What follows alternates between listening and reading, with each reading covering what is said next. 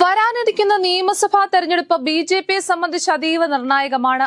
പുതിയ സംസ്ഥാന അധ്യക്ഷൻ സ്ഥാനം ഏറ്റെടുത്തതിനു ശേഷമുള്ള ആദ്യ നിയമസഭാ തെരഞ്ഞെടുപ്പാണ് വരാനിരിക്കുന്നത്. പരമാവധി മണ്ഡലങ്ങളിൽ വിജയിച്ചു കയറുക എന്നത് രാജീവ് ചന്ദ്രശേഖരന് മുൻപിലുള്ള ഏറ്റവും വലിയ കടമ്പയാണ്.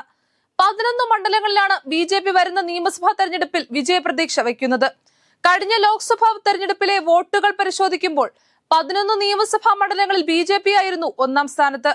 കഴിഞ്ഞ തവണ നേമത്തു മാത്രം ഒന്നാമതെത്തിയ ബി.ജെ.പി ഇത്തവണ 22,613 വോട്ടിന്റെ ഭൂരിപക്ഷത്തിൽ നേമത്ത് ഒന്നാമതെത്തിയതിനു പുറമെ വട്ടിയൂർക്കാവ്, കഴക്കൂട്ടം, കാട്ടാക്കട, ആറ്റിങ്ങൽ, പുതുക്കാട്, ഇരിങ്ങാലക്കുട, നാട്ടിക, തൃശൂർ, ഒല്ലൂർ, മണലൂർ നിയമസഭാ മണ്ഡലങ്ങളിലും ഒന്നാമതായി.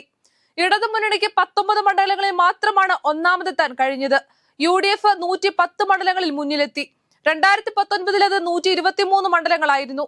8 മണ്ഡലങ്ങളിലായിരുന്നു ബി.ജെ.പി രണ്ടാം സ്ഥാനത്ത് എത്തിയിരിക്കുന്നത്.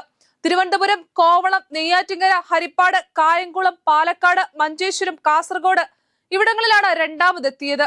2016 നേമത്ത് ഒന്നാമതും മറ്റ് 7 മണ്ഡലങ്ങളിലും രണ്ടാം സ്ഥാനത്തും 2021 നേമം ഉൾപ്പെടെ 9 മണ്ഡലങ്ങളിൽ രണ്ടാമതെത്തിയുമായിരുന്നു ബി.ജെ.പിയുടെ മുൻകാല വലിയ മുന്നേറ്റം. മഞ്ചേശ്വരത്ത് കെ സുരേന്ദ്രൻ, കാസർഗോഡ് രവീശ് തന്ത്രി കുണ്ടാർ, വട്ടിയൂർക്കാവിൽ കുമ്മനം രാജശേഖരൻ, കഴക്കൂട്ടത്ത് വി മുരളീധരൻ, ചാത്തന്നൂരിൽ ബി ഗോപകുമാർ, പാലക്കാട് ശോഭാ സുരേന്ദ്രൻ, മലമ്പുഴയിൽ സി കൃഷ്ണകുമാർ എന്നിവരായിരുന്നു രണ്ടാം സ്ഥാനത്തെത്തിയത്.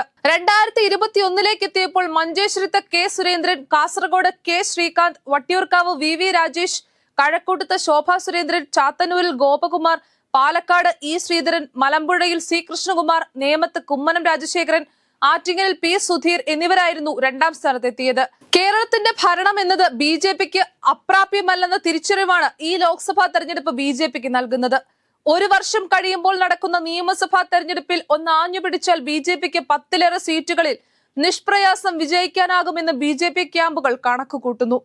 കഴിഞ്ഞ ലോക്സഭാ തെരഞ്ഞെടുപ്പിൽ മിക്ക മണ്ഡലങ്ങളിലും 20% വോട്ട് നേടാനും ബി.ജെ.പിക്ക് സാധിച്ചു.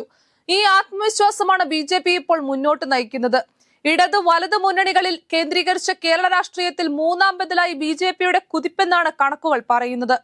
2024 തെരഞ്ഞെടുപ്പ് കേരള രാഷ്ട്രീയത്തിലും പുതിയ ധ്രുവീകരണത്തിന് വഴി തുറക്കുകയാണ് ലോക്സഭാ തെരഞ്ഞെടുപ്പ് ഫലം. അതുകൊണ്ട് തന്നെ താമര ചിഹ്നത്തിൽ ഇതാദ്യമായി ലോക്സഭയിലേക്ക് ഒരംഗത്തെ ജയിപ്പിക്കാനായതിന്റെ മാത്രം സന്തോഷത്തിലല്ല ബി.ജെ.പി ക്യാമ്പ്. വിജയത്തിന് അടുത്തുവരെ എത്തിയ തിരുവനന്തപുരത്ത് 35% വോട്ട് നേടി. ആറ്റിങ്ങലിൽ 31%, ആലപ്പുഴയിൽ 28% വോട്ട് നേടാനും ബി.ജെ.പിക്ക് സാധിച്ചു. പാലക്കാടും പത്തനംതിട്ടയിലും 25%-അരികെയാണ് വോട്ട് നില. ഘടകകക്ഷിയായ BDJS മത്സരിച്ച കോട്ടയത്ത് 20%-ഓളം വോട്ട് നേടി. മാത്രമല്ല തൃശൂരിലും പത്തനംതിട്ടയിലും അടക്കം ഒരു വിഭാഗം ക്രൈസ്തവ വോട്ടുകളും നേടാനായി. ന്യൂനപക്ഷ മേഖലയിലടക്കം വോട്ട് നേടാനായത് സംസ്ഥാനത്ത് അടിത്തറ ശക്തമായെന്ന സൂചനയാണ് നൽകുന്നത്. ഈ മുന്നേറ്റങ്ങളിൽ പ്രതീക്ഷിക്കുന്ന ദേശീയ നേതൃത്വം വലിയ കണക്കുകൂട്ടലുകളോടെയാണ് രാജീവ് ചന്ദ്രശേഖരനെ കേരളത്തിലേക്ക് അയച്ചിരിക്കുന്നത്.